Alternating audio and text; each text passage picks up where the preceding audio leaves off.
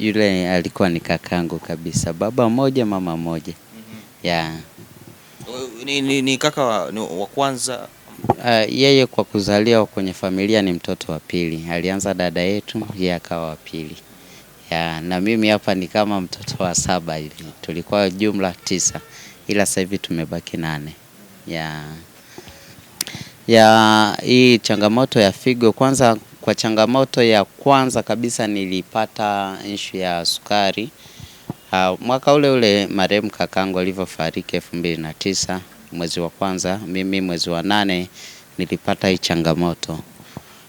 Baada ya hapo nimeendelea na hayo maisha, nimeishi kwa maisha ya kuchoma sindano kila siku kuanzia mwaka na miaka 16 17 nachoma sindano za insulin. Kila siku asubuhi jioni mpaka muda huu ninavyoongea. Mwaka 2023 nilipata changamoto ile za saini za kwanza za figo kufeli.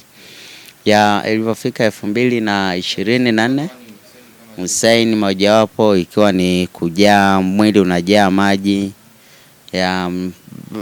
Ni vitu vingi, muda mwingine unaona kama unapoteza appetite ya kula, unasema labda ni maisha ya kawaida, labda upendi ni nini. Yaani kumbe ni moja ya dalili zilikuwa zikinyemelea. Baadaye 2023 mwishoni nilivyocheck nikajikuta pressure nayo imeingia iko 210 kwa 140. Ilikuwa ni kitu cha kushangaza sana. Nilivyoenda hospitalini wataalamu wakakuta nina hiyo shida. Lakini baada ya hapo niliwiwa kuanza kuangalia ufanyaji wa kazi wa figo zangu kwa kupima kitu kinaitwa renal function test. Baada ya kupima hiyo nilikuta creatinine zimepanda. Creatinine ni moja ya vipimo vinavyohusiana na figo. Basi baada ya muda kidogo tulikutana na nephrologist kwa maana ya bingwa wa magonjwa ya figo. Ndipo nilivyoendelea kuzuia kliniki zake. Baadaye ikaonekana kwamba figo zimeshashindwa kabisa na kiwango ya figo zote, na ingekuwa ni figo moja maisha yangeendelea kama kawaida. Ndio maana hata katika upandikizaji tunapewa moja. Lakini katika yote namshukuru Mungu, kilichotokea tulikata kama rufaa kwa njia ya mambo ya imani, tena kumwamini Mungu, tunasema ya kiimani zaidi. Lakini tulivyofika hapo kujikanseli na nini, kujua kuwa Mungu hakuacha hospitali zisiwepo, ziko kwa sababu maalum pia. Ndipo hapo nephrologist kwa maana ya huyo bingwa wa masuala ya figo aliendelea alinikansel mimi na familia, kwa maana nilikuwa na kakaangu mkubwa anaitwa Philip Sedekia. Tumekaa hapo, mwishowe tukawa tumekubali kuanza na huduma ya kufanya dialysis. Ndio kipindi hicho unaona kuna kovu iko hapa, niliwekewa catheter kwa ajili ya kuanza huduma ya nephrology ya kufanya dialysis. Baada ya hapo niliendelea kufanya dialysis, nikawa nimeshauriwa kwa ajili ya kuweka kifaa maalum kwa ajili ya kusafishia, inaitwa fistula, ambayo iliwekwa kwenye mkono wangu. Hii hapa ndio, hii hapa, ukishika hapa utasikia kuna vibration fulani iko hapa.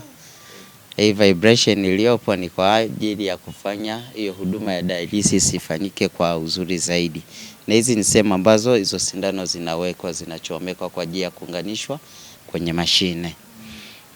Kwa hiyo nimeifanya hayo maisha ya dialysis mara 3 kwa siku. Mara 3 kwa wiki, ambayo mimi huaga naingia Jumatatu, Jumatano na Ijumaa kwa kufanya sessions zangu za dialysis. Nimefanya kwa muda wa mwaka na miezi 7 mpaka sasa.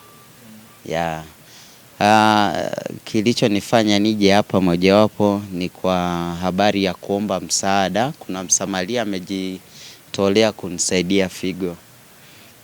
Kwa picha ya haraka ikaonekana ni zaidi ya milioni 50 zinatakiwa kwa kuweza kufanya upandikizaji wa figo. Ndugu yako ama ni rafiki? Nani? Yeye alikusaidia? Nina ndugu umo, nina marafiki pia. Na ndugu wamejitolea kunisaidia. Nikasema kiukweli na hali ilivyo toka huo mwaka unafanya dialysis kuna vitu vingi. Kwa ujumla watu ambao wanafanya dialysis ni moja ya kitu ambayo imekuwa ni ngumu kwetu. Ya maana huduma yenyewe ni bei ghali. Ni bei ghali kwa sababu nadhani ni vile vifaa vinavyonunulika kwa ajili ya kufanyia ile huduma. Kwa maana muda mwingine naweza kusema kwa niaba ya wanadialysis wote, wagonjwa wote, naweza nikasema kama serikali kiingilia kwenye hili, hata basi hizi gharama, sikosoi kusema aidha watu wanaotumia ARV wao angalau wana favor yao pia, japo ni wengi kuliko hata wa dialysis. Kama ikiwezekana na watu wa dialysis pia wakumbukwe kwenye hii sehemu. Ni sehemu ambayo ni nyeti sana, mateso ni makubwa mno. Kweli gharama ni kubwa, serikali najua inaweza kufanya.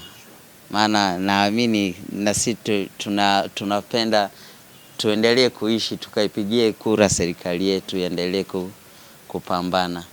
Na sisi pia ni wachangia kodi pia katika hizi shughuli ndogo ndogo tunafanya. Lakini nikisema wengine huwa tunaangalia wagonjwa wengi pia walikuwa ni sehemu kubwa ya familia kuwasaidia. Lakini sasa hivi haizalishi. Angalia muda mwingi anapoteza hiyo siku ni kwenye dialysis, akitoka sometimes ni nguvu hana pia hata hiyo siku. Uzalishaji uko chini sana. Na hiyo pesa kuipata tena ni kazi. Mimi niombe serikali isaidie sana hii jamii, kwani mateso ni magumu, yani makali sana. Hasa watu watajua ni makali sana wanaolala nao wagonjwa usiku. Mateso ni makali, muda mwingine wanakosa hewa. Yani kama mapafu anapata ile kitu inaitwa pulmonary edema. Mtu unakohoa, from nowhere unaanza kutema damu. Ya kipo kiasi, lakini bado niko chini sana. Maana ukizingatia hata hiyo chini sana, ninavyoendelea kusubiri kijae na nini, ndio ninavyozidi kupunguza huko. Maana unavyoomba kwamba usaidike hapa, ni mojawapo na hizi zingine za dialysis, mambo mengine. Unavyokuwa hizi huduma zote unazozifanya katikati mwa dialysis zinahitaji pesa. Kwa hiyo unaweza ukasema kwamba unapochangia unapata hii moja sawa, ni msaada, lakini bado unauhitaji usurvive ili uendelee kuomba tena. Ya Watanzania wenzangu, kwa unyenyekevu mkubwa sana na kuja mbele zenu nikiomba msaada wa hali na mali. Haya nimeongea sio ni hadithi, ni halisi kwenye maisha yangu. Ya siyaongei kwamba naongea mnifanyeje, ni hali ambayo ni halisia naipata kwenye maisha yangu. Nikisema kwamba nasikia njaa lakini siwezi kula, ni kweli, ila ni kulingana na hii hali ambayo naipitia. Ya nategemea nikipata kinachokiomba kwenu kwa wakati, mtakuwa mnanipunguzia maumivu makubwa mno. Mojawapo ni hii shida unaona na sweti itaondoka. Hii hali ya kushindwa kula itaondoka.